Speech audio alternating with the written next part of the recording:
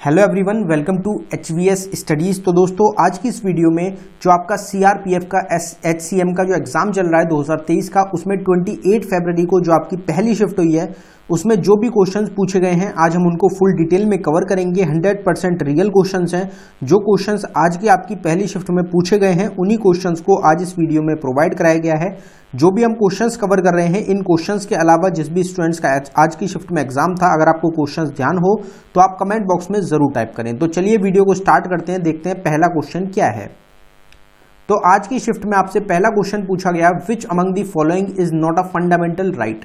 निम्नलिखित में से कौन सा एक मौलिक अधिकार नहीं है। तो इसमें आपको जो ऑप्शन मिला था वो मिला था राइट टू प्रॉपर्टी, और राइट टू प्रॉपर्टी ही आपका करेक्ट आंसर हो जाएगा।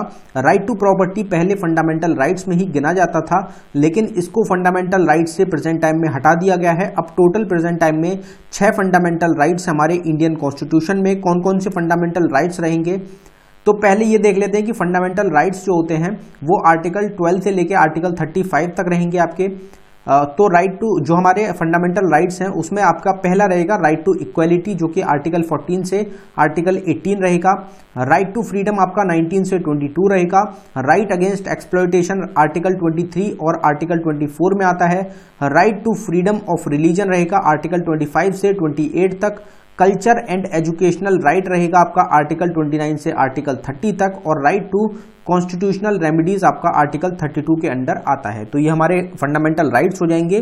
और जो राइट टू प्रॉपर्टी है इसको डिलीट कर दिया गया था, हटा दिया गया था फंडामेंटल राइट से 44th अमेंडमेंट एक्ट ऑफ 1978 के थ्रू। तो ये आपसे अमेंडमेंट एक्ट जो है ये भी एग्जाम्स में काफी बार पूछा जाता है। अगला क्वेश्चन देखते हैं हमारा। फिर आपसे एक क्वेश्चन पूछा गया कि Shanti Swarup Bhatnagar prize related question. तो शांति स्वरूप भटनागर जो प्राइज होता है, पुरस्कार होता है, इससे संबंधित कोई क्वेश्चन आपसे आज की शिफ्ट में पूछा गया था। क्वेश्चन हमको कंफर्म नहीं हो पाया है।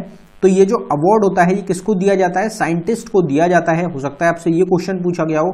ये टोटल 7 फील्ड्स में दिया जाता है, जिसमें कौन कौन सी फील्ड्स रहेंगी हमारी, तो biological science, chemical science, engineering science, mathematical science, medical science, physical science और earth, atmosphere, ocean and planetary science. तो ये टोटल 7 फील्ड्स होती हैं, जिसमें जो साइंटिस्ट होते हैं उनके अच्छे योगदान की वजह से उनको जो शांति स्वरूप भटनागर प्राइज होता है वो दिया जाता है। अगर आपसे 2022 का पूछा गया तो आप कमेंट बॉक्स में इस क्वेश्चन को आप एक बार जरूर कंफर्म कर दें कि इससे रिलेटेड कौन सा क्वेश्चन आपसे पूछा गया है। अगला क्वेश्चन देखते हैं हमारा। पहले जो अवार्ड्स आपके 2022 में दिए गए हैं पहले उसको कवर कर लेते हैं। तो UK royal order of merit दिया गया आपका वेंकी रामाकृष्णन को। बिहारी पुरस्कार से सम्मानित किया गया है माधु कंकारिया को और माधव हाडा को। उत्तराखंड का गौरव सम्मान दिया गया जनरल विपिन रावत और अजीत डोभाल को। चेवेलियर अवार्ड फ्रेंच गवर्नमेंट के द्वारा अरुणा साईराम को दिया गया है।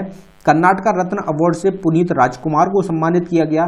नेशनल इंटेलेक्चुअल प्रॉपर्टी अवार्ड दिया गया 2021 और 22 का दोनों सालों का IIT मद्रास को। यूरोपियन यूनियन का 2022 का शकरोव फ्रीडम जो प्राइज है ये यूक्रेन के लोगों को दिया गया है। 2022 का बैलन डियोर अवार्ड एलेक्सिया पुलेटिस और करीम बेंजामिन को दिया गया है। आपका SJFI मेडल जो है वो प्रकाश पादुकोण को दिया गया है। FIH का मेंस और women's goalkeeper of the year award दिया गया है PR श्रीजेश को मेंस में और सविता पुनिया को फीमेल में। सिंगापुर का जो मेरिटोरियस सर्विस मेडल होता है वो सुनील लांबा को दिया गया है, जो कि हमारे फॉर्मर नेवी चीफ रहेंगे। 31st जो व्यास सम्मान दिया गया वो असगर वजाहत को दिया गया।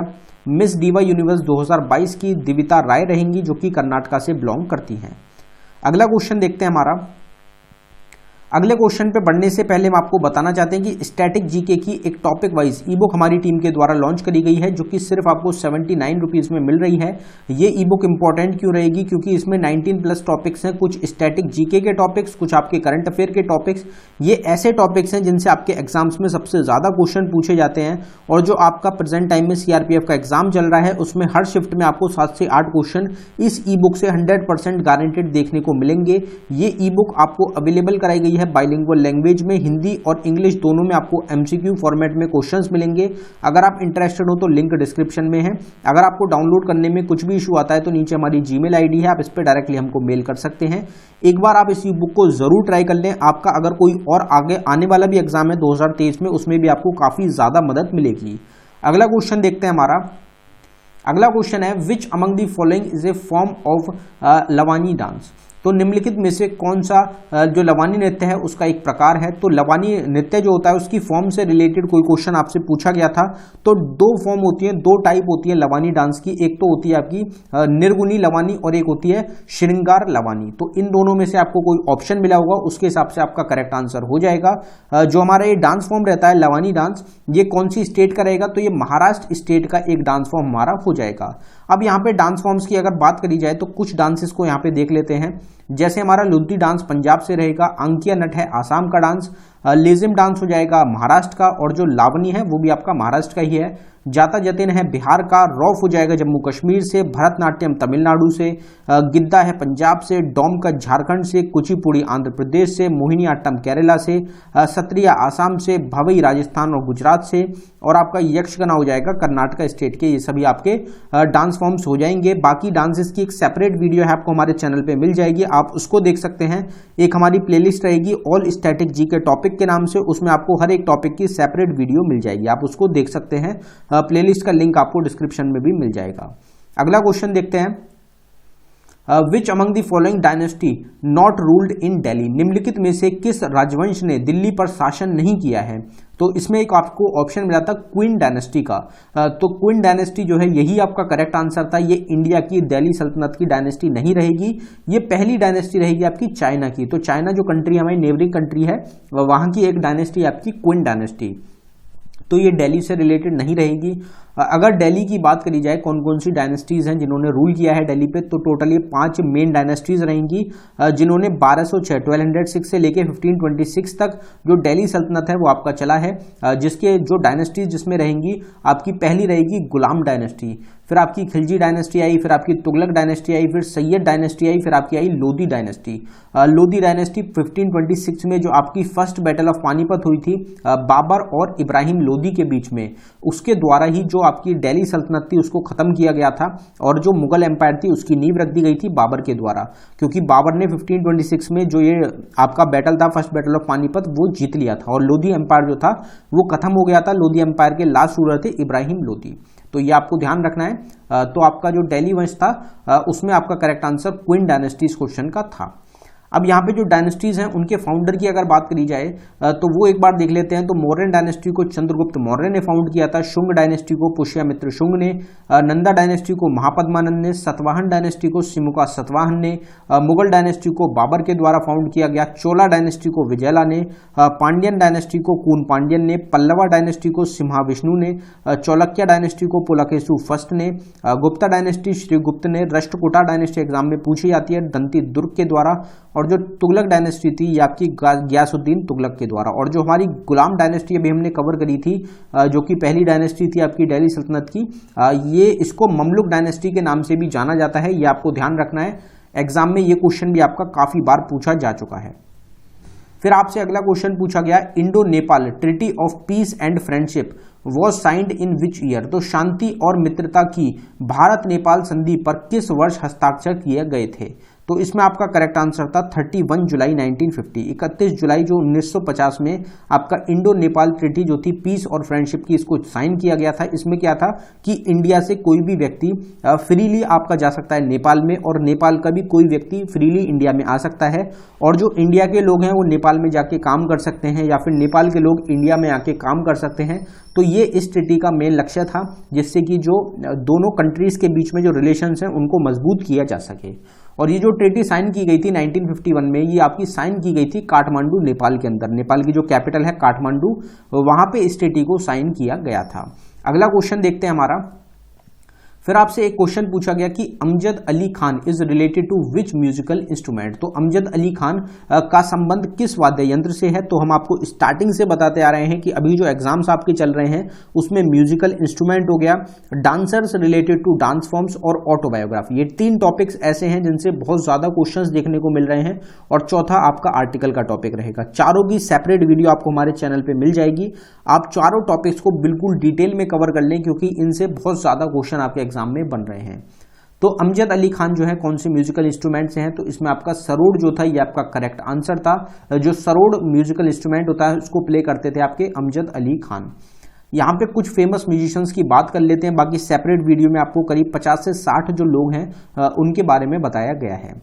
तो हमारे फेमस म्यूजिशियन में रहेंगे पंडित रविशंकर जो कि सितार प्ले करते हैं, पंडित शिव कुमार शर्मा संतूर प्ले करते हैं, सजैद हुसैन रहेंगे सुरबहर से रिलेटेड, ज़ुएमुद्दीन खान रहेंगे आपके बीना से, असद अली खान है आपके रुद्र वीणा से, पंडित विश्व मोहन भट्ट मोहन वीणा के इन्वेंटर रहेंगे, शकूर खान और पंडित राम नारायण रहेंगे सारंगी से, ब्रजभूषण काबरा गिटार प्ले करते हैं और आपके कृष्ण राम चौधरी और अली अहमद हुसैन रहेंगे शहनाई से, हरिप्रसाद चौरसिया और पन्नालाल घोष फ्लूट प्ले करते हैं, जाकिर हुसैन अल्लाह राखा, सबीर खान और पंडित किशन महाराज आपके तबला प्ले करते हैं। तो ये सब कुछ फेमस म्यूजिशियंस हैं आपके इंडिया के, जो कि इनके जो इंस्ट्रूमेंट्स हैं वो आपको ध्यान रखने हैं।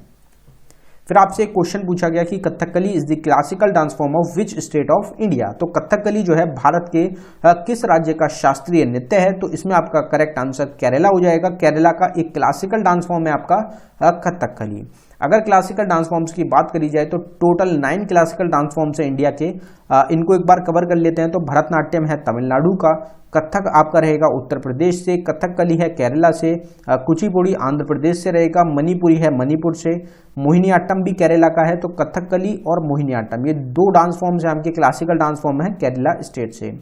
उड़ीसी हो जाएगा उड़ीसा से, सत्रिय हो जाएगा आसाम से, और जो 9th अभी हाल ही में आपका 2020 के अराउंड आपका ऐड किया गया 2019-20 में, ये आपका चाउ डांस है जो कि झारखंड का रहेगा। फिर आपसे योजना से रिलेटेड एक क्वेश्चन पूछा गया, पीएम गरीब कल्याण अन्न योजना वाज एक्सटेंडेड टिल। तो पीएम गरीब कल्याण अन्न योजना को कब तक के लिए बढ़ाया गया? तो इसमें आपका करेक्ट आंसर मार्च 2023 रहेगा। पहले इसको दिसंबर 2022 तक बढ़ाया गया था, लेकिन इसको फर्दर फिर एक्सटेंड किया गया मार्च 2023 तक। ये आपका स्टार्ट किया गया था 2020 में, जो कोरोना वायरस था आपका मार्च 2020 में ही इसको स्टार्ट किया गया था 26 मार्च को। कोरोना वायरस की वजह से जो खाने पीने की कमी हो रही थी, लोगों को परेशानी हो रही थी, उसको देखते हुए प्रधानमंत्री नरेंद्र मोदी गवर्नमेंट के द्वारा इसको लॉन्च किया गया था, प्रधानमंत्री गरीब कल्याण अन्न योजना को 2020 में। इसको मार्च 2023 तक के लिए एक्सटेंड कर दिया गया है। मार्च 2023 आपका इस क्वेश्चन का करेक्ट आंसर था। अगर यहाँ पे कुछ स्कीम्स की हम बात करें तो कुछ स्कीम्स को कवर करते हैं। जैसे आपकी एक स्माइल स्कीम रहेगी, किससे रिलेटेड है? तो ट्रांसजेंडर कम्युनिटी और बेगर्स से रिलेटेड है। पीएम आवास योजना 1 जून 2015 को लॉन्च हुई, हाउसिंग से रिलेटेड। उड़ान स्कीम को 21 अक्टूबर 2016 एविएशन से रिलेटेड। वर्क प्रोग्राम कर्नाटका से रिलेटेड। मेरी पॉलिसी मेरे हाथ 26 फरवरी 2022 फार्मर्स से रिलेटेड। राष्ट्रीय उच्चतर शिक्षा अभियान एजुकेशन से 17 अप्रैल 2017 को लॉन्च हुई। जल शक्ति अभियान 22 मार्च 2021 को वाटर से रिलेटेड। पीएम स्वनिधि स्कीम 1 जून 2020 को। अटल पेंशन योजना 9 मई 2015 को। Skill India 15 July 2015। Make in India 25 सितंबर 2014। स्वच्छ भारत अभियान 2 अक्टूबर 2014 और बेटी बचाओ बेटी पढ़ाओ योजना को 22 जनवरी 2015 में आपका लॉन्च किया गया था। तो ये सभी स्कीम्स हैं आपकी जो कि इंपॉर्टेंट रहती हैं। स्कीम्स की सेपरेट वीडियो भी आपको हमारे चैनल पे मिल जाएगी। अगला क्वेश्चन देखते हैं हमारा। फिर आपसे एक क्वेश्चन पूछा गया कि अनंगपाल तोमर, जिनको कि अनंगपाल सेकंड के नाम से भी जाना जाता है, इनका जो शासनकाल था उससे रिलेटेड कोई क्वेश्चन स्टूडेंट के द्वारा बताया गया है। क्वेश्चन आप जरूर कंफर्म करें, क्वेश्चन ये पूछा गया था या फिर नहीं पूछा गया था। तो इनका जो शासन था वो 1051 सीई से लेके 1081 सीई तक का रहेगा। तो अनंगपाल तोमर जो थे, तोमर डायनेस्टी जो था, तोमर एम्पायर जो था, उसके रूलर रहेंगे। और जो दिल्ली रहेगा और उसका जो नाम रखा गया था, उसके जो रूलर्स में आते हैं वो तोमर, वो आपके अनंगपाल ही रिलेटेड आपके दिल्ली से हो जाएंगे। ये 16वें नंबर के रूलर रहेंगे आपके तोमर डायनेस्टी के। तो ये आपको ध्यान रखना है। इनसे ही आपसे रिलेटेड कोई क्वेश्चन पूछा गया था, आप एक बार कमेंट बॉक्स में क्वेश्चन को कंफर्म भी कर सकते हैं।